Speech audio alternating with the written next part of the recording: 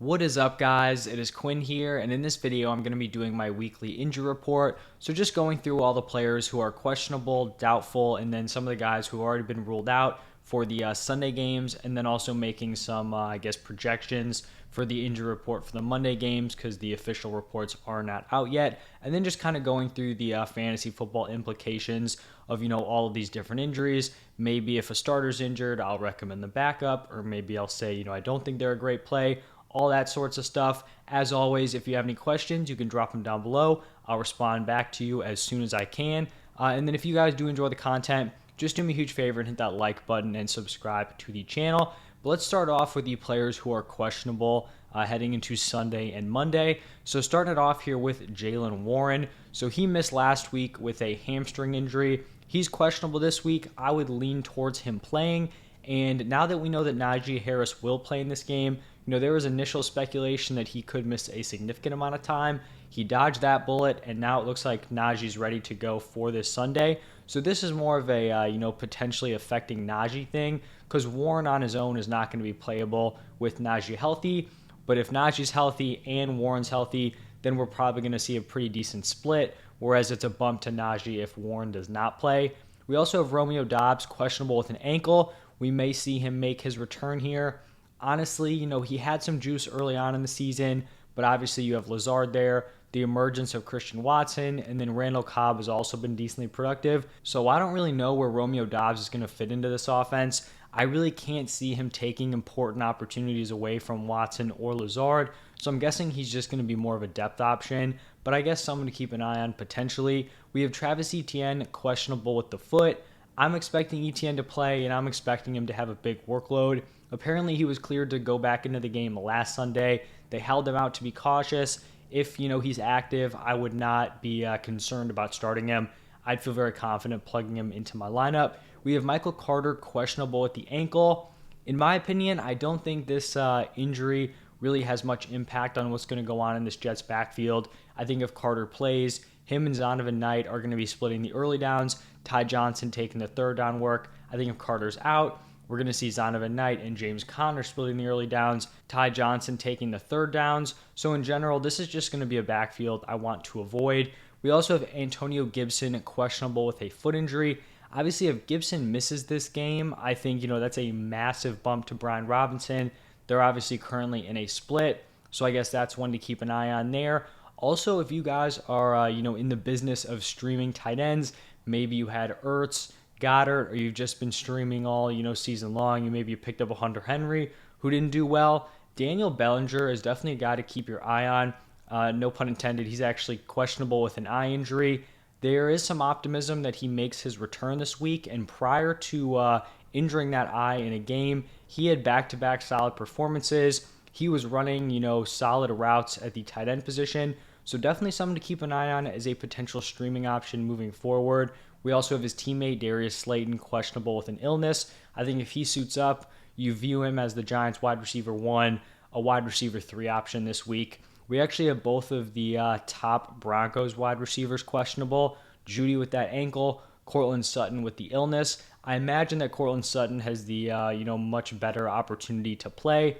I think if Sutton plays without Jeudy, he's probably a top 24 guy this week. If Jeudy plays, probably more like a high-end wide receiver 3 for Sutton, Jeudy, back-end wide receiver 3. We have Deebo Samuel questionable with a quad. I think if Deebo's out, a massive bump to Brandon Ayuk, who probably shoots up to a high-end wide receiver 2 in that situation. Jamar Chase questionable with the hip. I'm expecting Chase to play.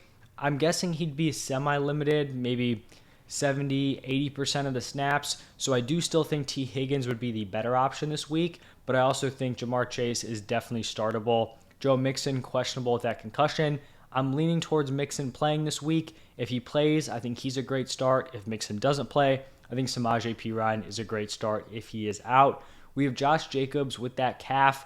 I'd expect him to play. He was dealing with the same injury heading into last week when, everyone knows that massive game he put up. So, they've held him out of practice. I think they're just giving him some rest. I would expect him to play. And obviously, you're going to have to fire him up as a great option. We have Jelani Woods, who's coming off of his breakout performance on, I think it was Monday Night Football, dealing with a shoulder and quad injuries.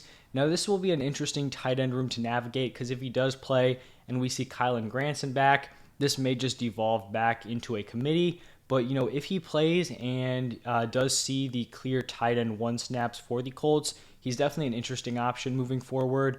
We have Michael Gallup questionable with an illness.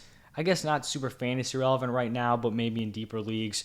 He's on some rosters or, potentially starting in deeper leagues. And then for the Buccaneers, we have Fournette with the hip. He was a full participant Thursday and Friday, so I definitely think he's going to play in this game. View Rachaad White as a high-end running back 3. Leonard Fournette is probably a back-end running back 3 this week. Cam Brate with an illness. Now, obviously, Cam Brate on his own isn't fantasy relevant, but he didn't practice Thursday and Friday. Since it is an illness, I'd imagine he would suit up Monday. If he doesn't, I think it makes Cade Otton a decent streaming option. Another guy who has been a decent streaming option at the tight end position, Juwan Johnson. He is questionable with an ankle. I do not believe he practiced Thursday or Friday. So, maybe if he's your streamer, maybe pivot because he does have that Monday game. You don't want to be stuck with a 0. Now, moving on to the players who have already been ruled out. Really unfortunate here for David Njoku. He, came back limited, then played a full game of opportunities, had a solid performance, great touchdown catch. Now he's out with a knee injury. Originally, it was an ankle where he missed that time early on in the season. Hopefully, he's able to make his way back.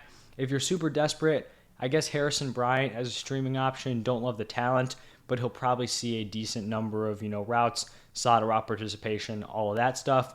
We have Brandon Cooks out with a calf injury. Probably a bump here to Nico Collins. Still just an offense that I'm pretty much fading aside from, Dameon Pierce at this point. Matthew Stafford out with that concussion. Looks like they're going to go with Wolford at quarterback. I guess Kyren Williams could be a play with Wolford at quarterback. He does have a solid, percent of that backfield carved out. It's just really tough to trust really anyone in that Rams offense. Elijah Mitchell with a knee injury. It seems like they're going to decide very shortly whether or not he goes on IR. For this week, I'm guessing it's going to be Ty Davis-Price and then potentially Mason getting the RB2 work, leaning towards Ty Davis-Price there. McCaffrey's good to go. Fire him up as a very strong start. We have Kadarius Toney, unfortunately, missing another game with that hamstring. Unfortunately, the dude just can't stay healthy, to string some solid performances together. And then the final player who has been ruled out, Mike Williams with that ankle. So I think Joshua Palmer is going to be a very solid play this week. Probably a top 24 wide receiver with Mike Williams out of the lineup. Keenan Allen is a high-end wide receiver 2, probably even like a back-end wide receiver 1 at this point. So those are all the injuries for this week. Any questions, drop them down below. Thank you guys for stopping by, and I will see you in the next one.